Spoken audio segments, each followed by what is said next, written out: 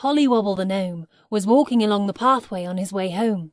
He lived in a magic tree in the middle of the Whispering Woods.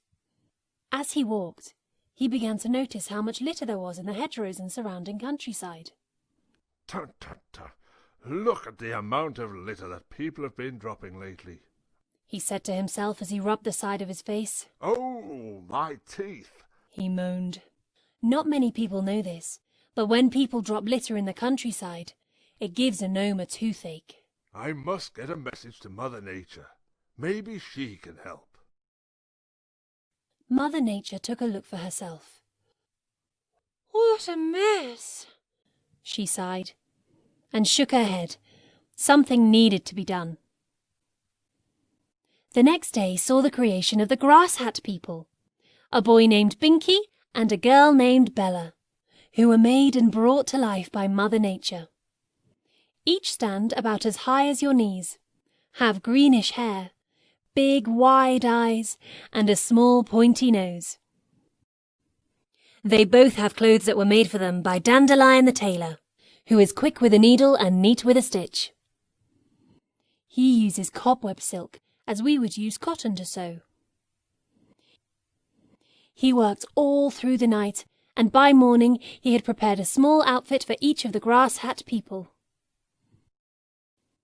Dressed in a silvery waistcoat, made from softened tree bark, and a pair of shorts, both of them wear a small four-leaf clover around their necks made up of small dark green emeralds.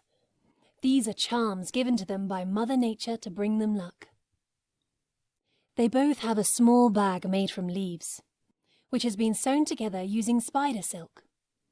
This is where they put the litter that they collect using a twig from a bramble plant. They also have a very special item, a hat.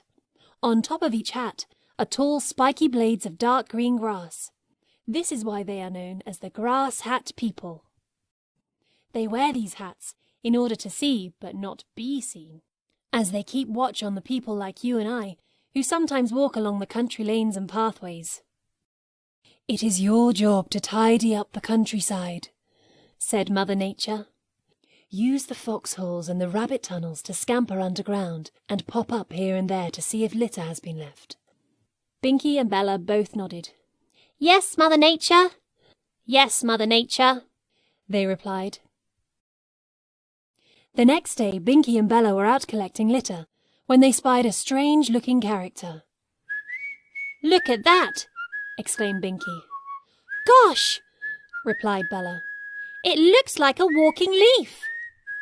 They dropped into a rabbit hole and watched in amazement as the leaf got closer. The little leaf whistled a happy tune as he wandered down the lane. He had just been to visit a robin redbreast, who had not been feeling very well. After a lotion and a bit of homemade potion, the robin was soon making a good recovery. Not far to go now, the little leaf thought to himself as he neared Five Tree Hill. He jumped the ditch and slipped under the prickly hedge which surrounded his home field. As he stood and looked, the tears filled his eyes. The whole field had been ploughed by Jones the farmer. Not a plant was to be seen. His house, his friends, all gone forever. Oh my gosh, cried the leaf. He sat on top of his potion bag and, with his leafy head in his hands, and wept.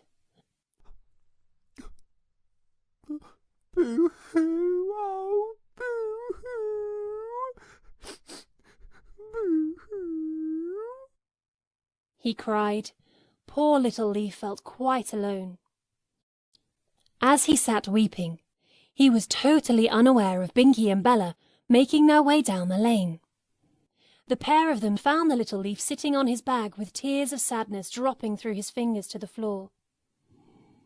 There, said Bella, as she put a comforting arm around the leaf. Whatever is the matter?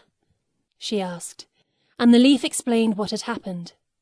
This was where I lived. My friends all lived here as well. My home field has just been ploughed by the farmer. Whatever shall I do? Both Binky and Bella felt very sorry for him. You are welcome to come and stay with us if you want, said Bella. But it would be nice to know your name at least. We can't just keep calling you Leaf, can we? She added. Well, the folk around here know me as Doc, because I tend to cuts and make tummy aches go away, and that sort of thing, replied the Leaf. Well, we'll call you Doc as well then, said Binky. Doc Leaf, how does that sound? He asked.